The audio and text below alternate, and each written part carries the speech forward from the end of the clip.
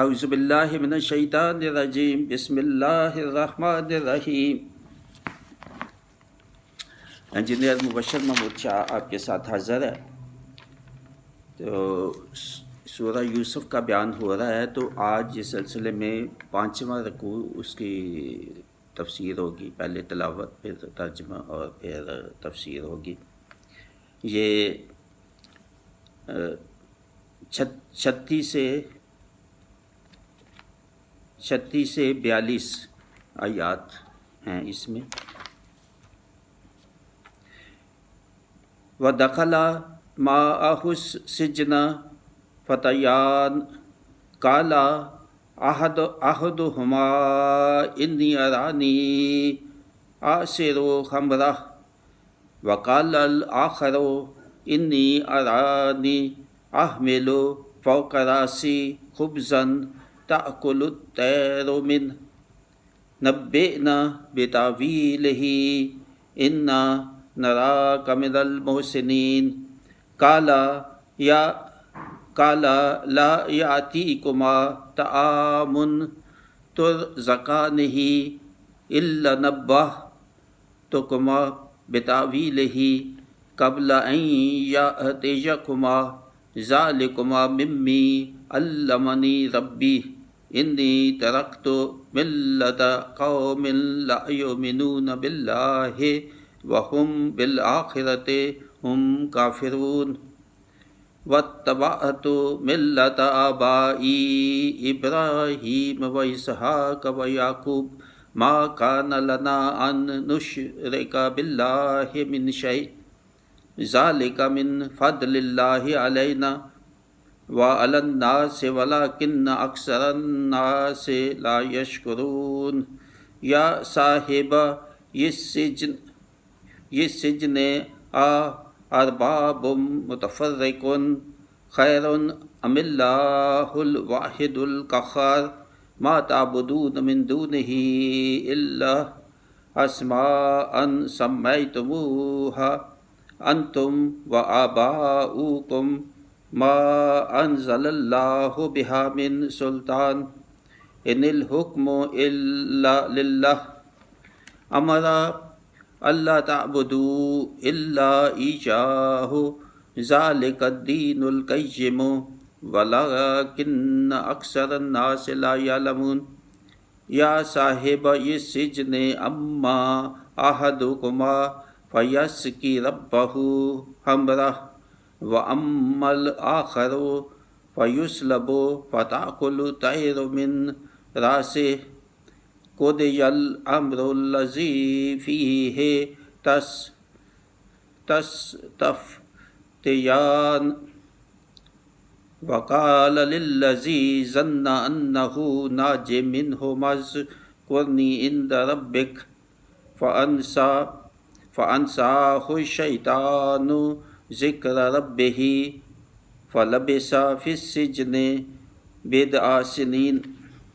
اب ان آیات کی ترجمہ۔ اور اس کے ساتھ قید خانہ میں 2 نوجوان داخل ہوئے۔ ان میں ایک بولا، میں نے خواب دیکھا کہ شراب نچوڑتا ہوں، اور دوسرا بولا، میں نے خواب دیکھا کہ میرے سر پر کچھ روٹیاں ہیں جن میں سے پرند کھاتے ہیں، ہمیں اس کی تعبیر بتائیے، بے شک ہم آپ کو نیکوکار سمجھتے ہیں۔ یوسف نے کہا، جو کھانا تمہیں ملا کرتا ہے وہ تمہارے پاس نہ آنے پائے گا کہ میں اس کی تعبیر اس کے آنے سے پہلے تمہیں بتا دوں گا۔ یہ ان علم میں سے ہے جو مجھے رب نے سکھایا ہے، بے شک میں نے ان لوگوں کا دین نہ مانا جو اللہ پر ایمان نہیں لاتے، وہ آخرت کے منکر ہیں، اور میں اپنے باپ دادا ابراہیم و اسحاق و یعقوب کا دین اختیار کیا، اور میں نے اپنے باپ دادا ابراہیم اور اسحاق اور یعقوب علیہ السلام کا دین اختیار کیا۔ ہمیں نہیں پہنچتا کہ کسی چیز کو اللہ کا شریک ٹھہرائیں، یہ اللہ کا ایک فضل ہے۔ ہم پر اور لوگوں پر، مگر اکثر لوگ شکر نہیں کرتے۔ اے میرے قید خانہ کے دونوں ساتھیوں، کیا جدا جدا رب اچھے یا ایک اللہ جو سب پر غالب؟ تم اس کے سوا نہیں پوجتے مگر نرے فرضی نام جو تم نے اور تمہارے باپ دادا نے تراش لیے ہیں۔ اللہ نے ان کی کوئی سند نہ اتاری، حکم نہیں مگر اللہ کا۔ اس نے فرمایا کہ اس کے سوا کسی کو نہ پوجو۔ یہ سیدھا دین ہے، لیکن اکثر لوگ نہیں جانتے۔ اے قید خانہ کے دونوں ساتھیوں، تم میں ایک تو اپنے رب یعنی بادشاہ کو شراب پلائے گا، رہا دوسرا وہ سولی دیا جائے گا تو پرندے اس کا سر کھائیں گے۔ حکم ہو چکا اس بات کا جس کا تم سوال کرتے تھے۔ اور یوسف نے ان دونوں میں سے جسے بچتا سمجھا اس سے کہا، اپنے بادشاہ کے پاس میرا ذکر کرنا۔ تو شیطان نے اسے بلا دیا کہ اپنے بادشاہ کے سامنے یوسف کا ذکر کرے، تو یوسف کئی برس اور جیل خانہ میں رہا۔ اب انہی آیات کی 36 سے 42 کی جو تفسیر میں نے لکھی ہے وہ میں پڑھوں گا۔ ایک روز قید خانہ میں 2 اور قیدی داخل ہوئے۔ جیل میں حضرت یوسف علیہ السلام نے اپنے اچھے کردار اور دوسرے قیدیوں سے اپنے اخلاق اور علم سے ان میں عزت کا ایک مقام بنا لیا تھا۔ یہ دونوں قیدی بھی جب جیل میں آئے تو حضرت کی اچھی شہرت اور علم سے متاثر ہوئے اور اپنے معاملات میں ان سے رہنمائی حاصل کرنے لگے۔ ان دونوں قیدیوں میں سے ایک بادشاہ جس کا نام ولید بن نروان تھا کا محتمم یا انچارج مطبخ یا باورچی تھا، اور دوسرا اس کا ساقی یعنی شراب پلانے والا تھا۔ ان دونوں پر الزام تھا کہ انہوں نے کھانے یا شراب میں زہر ملا کر بادشاہ کو ہلاک کرنے کی کوشش کی تھی۔ اس جرم میں یہ دونوں قید کیے گئے تھے۔ یوسف علیہ السلام نے ان دونوں کو رائے حق پر لانے کے لیے بتایا کہ اللہ تعالیٰ نے انہیں غیبی علوم سے نوازا ہے اور وہ خوابوں کی تعبیر بھی بتا سکتے ہیں۔ اس پر دونوں بولے کہ انہیں جیل میں خواب آیا ہے۔ ایک نے کہا کہ وہ باغ میں سے انگور اتار کر نچوڑ رہا ہے کہ بادشاہ کو شراب بنا کر پیش کرے، تو دوسرے نے اپنی خواب بتائی کہ اس کے سر پر کچھ روٹیاں ہیں جن کو پرندے نوچ نوچ کر کھا رہے ہیں۔ ہم نے آپ کی اچھی شہرت سنی ہے، آپ دوسرے قیدیوں کی خبر گیری رکھتے ہیں، کسی کو مشکل پیش آتی ہے تو آپ مدد کرتے ہیں۔ دونوں نے کہا کہ آپ اپنے علم سے ہمیں ہماری خوابوں کی تعبیر بتائیے۔ حضرت نے فرمایا کہ جیل میں کھانا تقسیم ہونے سے پہلے وہ انہیں اپنے غیبی علم جو انہیں اللہ تعالیٰ نے عطا کیا ہے خوابوں کی تعبیر بتا دوں گا۔ کھانا آنے تک تعبیر بتانے کی مہلت شاید اس لیے لی کہ اللہ کی طرف سے اس بارے میں رہنمائی آ جائے، یا پھر بتانے سے پہلے ان کو اپنے دین کی تبلیغ کر سکیں۔ قیدیوں کا اعتماد حاصل کرنے کے لیے وہ ان پر بھروسہ کریں۔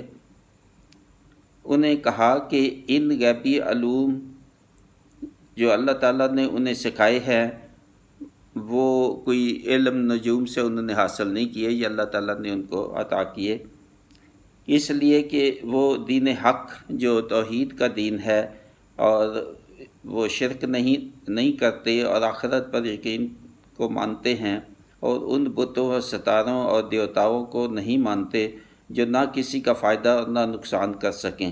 بے شک میں ان لوگوں کے دین پر نہیں ہوں جو ایک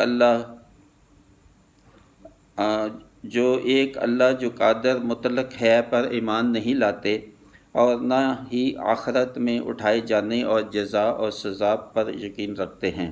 میں تو اپنے باپ یعقوب علیہ السلام اور دادا اسحاق اور پردادا ابراہیم علیہ السلام کے دین پر ہوں جو ایک اللہ اور آخرت پر ایمان رکھتے ہیں، اور کسی کو حق نہیں پہنچتا کہ ایک اللہ ہی کو نہ پوجے اور اس کے ساتھ کسی کو شریک کریں۔ یہ مجھ پر اور میرے خاندان پر اللہ کا بڑا فضل ہے کہ ہم نہ بتوں کو پوجتے ہیں اور نہ ہی شرک کرتے ہیں۔ ہمیں اور دیگر لوگوں کو اللہ کا شکر ادا کرنا چاہیے کہ اس نے لوگوں کو ہدایت کے لیے نبی و رسل بھیجے کہ ان کو گمراہی سے نکال کر راہ راست اور اللہ کے دین پر لے آئیں، مگر ہم میں سے اکثر انبیاء کا انکار اور ناشکری کرتے ہیں۔ مزید فرمایا کہ اے میرے قید خانہ کے ساتھیوں، تم ہی بتاؤ کہ اگر تمہارے جدا جدا رب، یعنی وہ جن کو تم پوجتے ہو اللہ کے سوا، یا وہ ایک اللہ جو ان سب پر قادر ہے، اسی کو پوجا جائے، تو بتاؤ یہ کیا اچھا کون سا ہے؟ آپ کے جو بہت سے رب ہیں جو کچھ کام نہیں کر سکتے، اور آپ کے دادا پر جو ہے یا باپ دادا نے ان کو بنایا تھا خود، وہ اچھے، یا ایک اللہ جو ان سب پہ قادر ہے؟ تو بہت نصیحتیں ہیں۔ دیکھیں توحید کی یہاں بہت نصیحت کی گئی ہے کہ توحید پہ جو ہے وہ ایمان پختہ ہو اور اللہ تعالیٰ پہ ہی بھروسہ، جو سب چیز پہ قادر، ہر چیز پہ وہ قادر ہے۔ تو یہ مصنوعی رب جو سونے چاندی پتھر کے بت یا ستارے وغیرہ ہیں جن کو مصری لوگ پوچھتے ہیں کیا یہ اچھے یا ایک خدا اچھا، یہ سوال انہی سے کیا کہ سب غور کرو، سمجھو، عقل کرو۔ یہ جو دو ساتھی تھے قید خانہ میں، تو انہیں چاہیے کہ اپنے اصل دین جو انبیاء کا دین ہے اس پر واپس آ جائیں کہ ان کی دنیا و آخرت میں بھلائی ہو سکے، نہ کہ اپنے ہاتھوں سے تراشے ہوئے بتوں اور ان کے ناموں کی پرستش کریں۔ ان بتوں کو تمہارے باپ دادا نے تراشا یا بنایا تھا۔ اللہ نے ان تراشے ہوئے بتوں پر نہ ہی کوئی سند اتاری اور نہ ہی ان کو پوجنے کا کوئی حکم اتارا۔ اللہ تو انبیاء کے ذریعے حکم دیتا ہے کہ اس کے علاوہ کسی اور کو نہ پوجا جائے اور نہ ہی اس کے ساتھ کسی اور کو شریک کیا جائے۔ یہی صحیح سیدھا دین جو دلیل و عقل کے قریب بھی ہے۔ کاش لوگ اس حقیقت کو سمجھ سکیں اگر وہ عقل سلیم سے سوچیں۔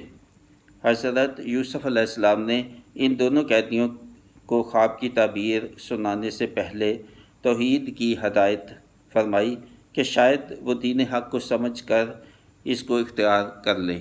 پھر دوبارہ ان قیدیوں کو ایسے خطاب فرمایا کہ وہ سمجھیں کہ حضرت کا دین حق بتانا ان کی بہتری اور خیر کے لیے ہی ہے۔ فرمایا کہ اے میرے قید خانہ کے ساتھیوں، اب میں آپ دونوں کو خواب کی تعبیر سناتا ہوں۔ تم جو ساقی ہو اور خواب دیکھا کہ بادشاہ کو انگور یا پھل نچوڑ کر شراب پلا رہے ہو، جلد رہا ہو جاؤ گے۔ اور دوسرا جو مطبخ کا انچارج یا برچی ہے، اس کے خواب کی تعبیر یہ ہے کہ اس پر جرم ثابت ہو جائے گا اور اسے سولی پر چڑھا دیا جائے گا۔ روایت کے مطابق جو تورات سے ہیں، ایک یا دونوں قیدی بولے کہ ہمیں کوئی خواب نہیں آیا تھا، ہم تو آپ کے غیب کے علم کا امتحان لے رہے تھے۔ تو یوسف علیہ السلام نے جواب دیا کہ تمہیں خواب آیا تھا یا نہیں آیا تھا، جو میں نے تعبیر بتائی ہے یہ غیبی امر ہے اور اس کا حکم تو ہو چکا، اب ایسا ہی ہوگا۔ پھر یوسف علیہ السلام نے اس قیدی کو جسے رہائی کا بتایا کہا کہ رہائی کے بعد بادشاہ کو میرے متعلق اور میرے علم کے متعلق بتانا۔ یہ قیدی رہائی کے بعد کئی سال تک یوسف علیہ السلام کے متعلق بادشاہ سے ذکر کرنا بھول گیا یا شیطان نے اسے بلا دیا۔ یہی اللہ کی مشیت تھی کہ ابھی کئی اور سال یوسف علیہ السلام قید میں ہی رہیں اور قیدیوں کو دعوت حق جاری رکھیں اور اللہ کی یاد میں مصروف رہیں۔ اس طرح وہ مزید کئی سال قید میں رہے۔